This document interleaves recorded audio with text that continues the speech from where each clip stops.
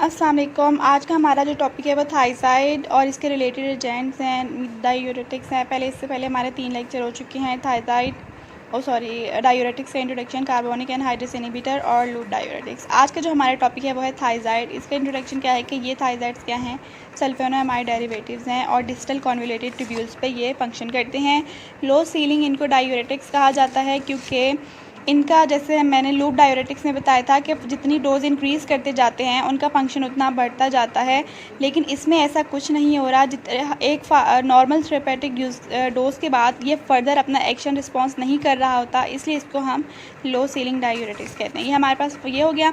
अच्छा, इस लेक्चर में अब हम क्या क्या पढ़ेंगे उसकी आपको मैं बता देती हूँ। इसकी क्लास पढ़ेंगे, क्लास में के नेम्स पढ़ेंगे, मैकेनिज़्म ऑफ एक्शंस पढ़ेंगे, इसके खुद के एक्शंस पढ़ेंगे कि ये क्या कर रहा है, इसके थेरेपेटिक यूजेस पढ़ेंगे कि मतलब ये किस किस वजह से हम दे सकते हैं। इसकी फार्माकोकाइनेटिक्स पढ़ेंगे कि हम किस तरह देंगे, ओरली देंगे, इंट्रावेनसली देंगे, पेरेंटली देंगे, सारा कुछ पढ़ेंगे।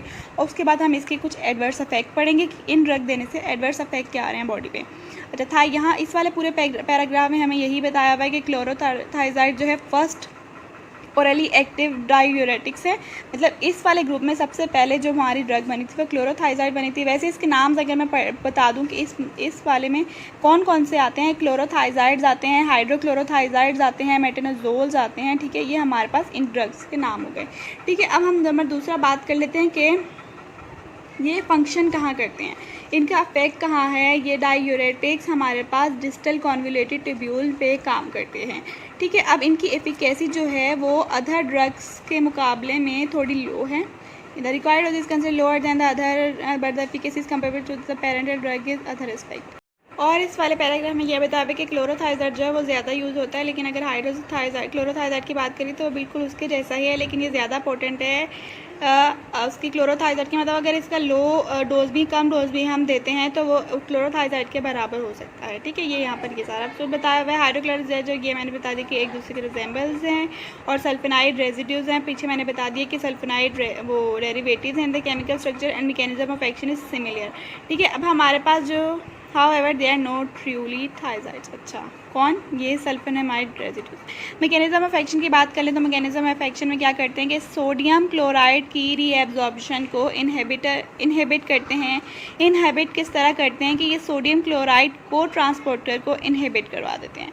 पूरे में सिर्फ यही लिखा हुआ है। ठीक है, ये फिर भी पढ़ते थे। डायरेक्ट मेनली कॉर्टिकल रीजन में होते हैं, sending loop of the Henle में काम करते हैं, और जो है convoluted tubule and decrease the reabsorption of sodium parallelly inhibition of the NaCl cotransport on the lumen of the membrane of the tubules. ठीक है, ये हमारे पास वही है। और ये बता रहे हैं कि इसका लेसर इफेक्ट जो होता है वो PCT पे भी होता है। PCT पे इसका इफेक्ट क्या होता है, as a carbonic anhydrase inhibitor इसका थोड़ा सा इफेक्ट उसके जैसा भी होता है, एक्शन।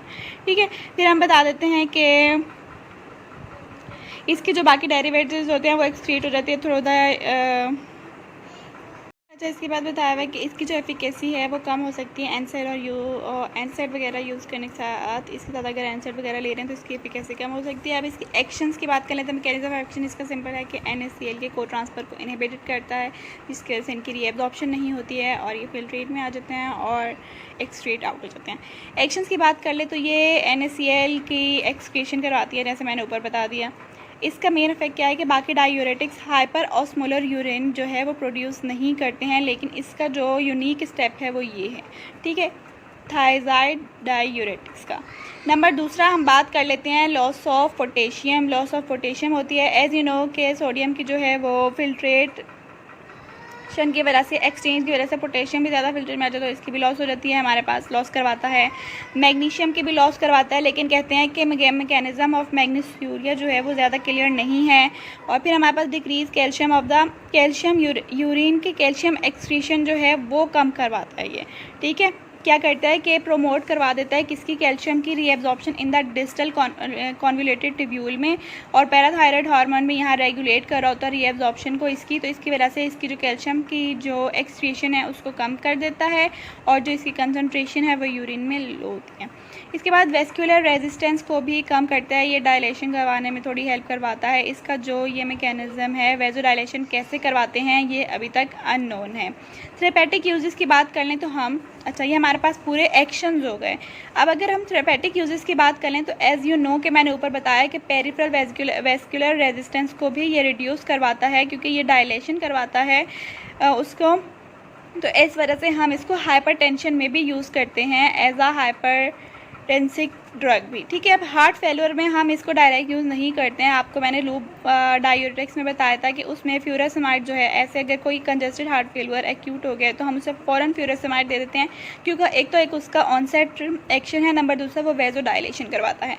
आप कह रहे हैं कि उसके साथ अगर मोर डायूरेटिक्स की नीड है तो हम उसके अंदर थायजाइड यूज़ करेंगे, ठीक है। और थायजाइड जो है 30 मिनट पहले देंगे उसमें, ठीक है। ये हमारे पास हार्ट फेलियर पे इसका वो थेरेपेटिक यूज़ आ गया। और हाइपर कैल्शियूरिया में भी देते हैं।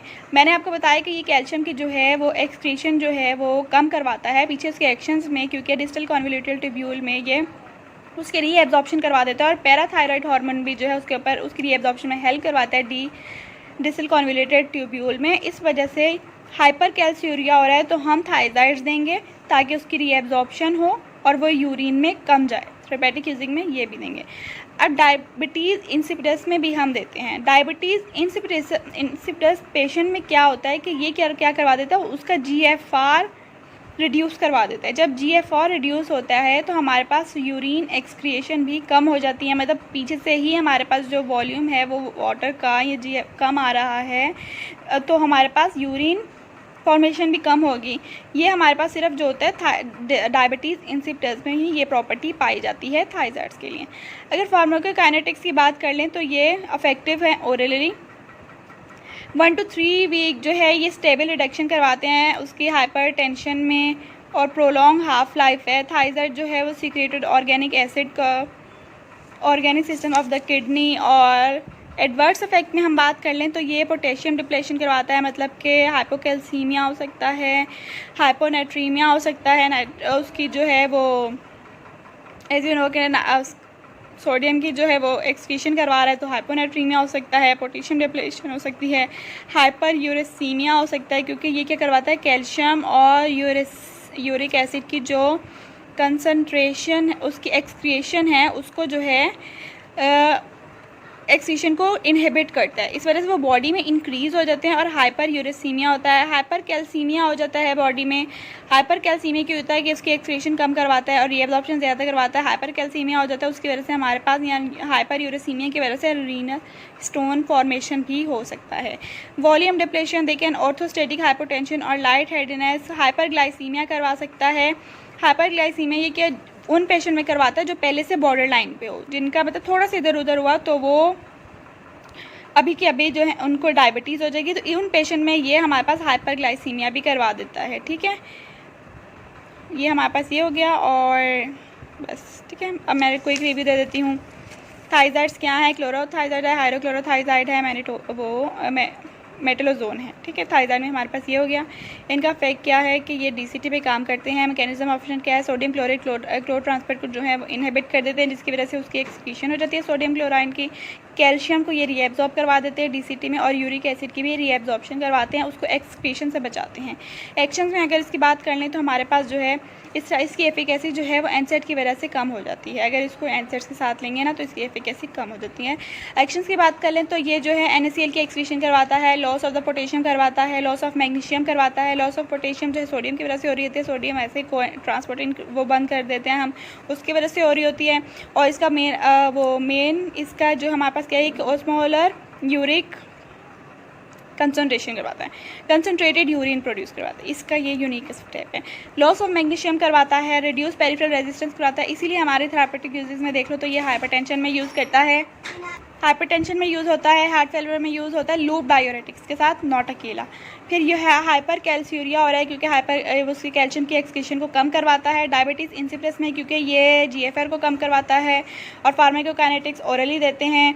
ये और जो है एडवर्स इफेक्ट में पोटेशियम डिप्लेशन करवाता है, हाइपोनेट्रीमिया करवाता है, और जो जो उसके थेरेपेटिक यूजेस थे उसी के अगेंस्ट चले जाओ तो ये हमारे पास एडवर्स इफेक्ट हो जाते हैं। वॉल्यूम डिप्लेशन होती है, हाइपरकैल्सीमिया होता है, हाइपरग्लाइसीमिया होता है। पीछे से अगर हमने उसके इफेक्ट्स से पढ़ लिए तो हमें ये सारा समझ आता है हाइपरग्लाइसीमिया क्यों हो रहा है, या हमारे पास जो है हाइपर कैल्सीमिया की हो रहा होता है, वॉल्यूम डिप्लेशन की हो रही होती है, हाइपर यूरेसीमिया यूरिक एसिड की वो कम करवा देता है, इसकी भी कम करवा देता है। ये हमारे पास जो है उस इंसुलिन को इम्पेयर करवा देता है, उसकी मतलब रिलीज़ को, इंसुलिन के रिलीज़ को जो है इम्पेयर करवा देता है। अपटेक ऑफ ग्लूकोज होती है वो कम हो जाता है, जिसकी वजह से हमारे पास जो है हाइपरग्लाइसीमिया हो जाता है। हमारे पास हाइपोनेट्रीमिया एज यू नो कि वो उसका मेन रोल ही क्या है कि सोडियम और सोडियम की वो एक्सक्रीशन करवा रहा होता है। ये हमारे पूरा क्या हो गया, वो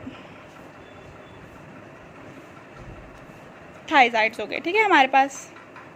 अच्छा, अगर इनकी बात कर लें, थायराइड लाइक डायूरेटिक्स, असल में ये थायराइड लाइक नहीं होते हैं क्योंकि इनका स्ट्रक्चर उनके जैसा जो है नहीं होता, इस वजह से हम इसको कहते हैं कि थायराइड लाइक नहीं है, लेकिन इनके जो फंक्शन होते हैं वो सेम उन्हीं की तरह होते हैं, ठीक है, थेरेपेटिक यूजेज या एडवर्स वगैरह। ठीक है, अब हमारे पास क्लोरोथैलिडोन है, उसमें हम क्या कहते हैं कि ये जो है हाइड्रोक्लोरोथायराइड के जैसे काम करता है। इसका लॉन्ग एक्शन है, मतलब अगर किसी बंदे को हाइपरटेंशन है तो हम उसको दिन में एक ही दफ़ा ये देंगे।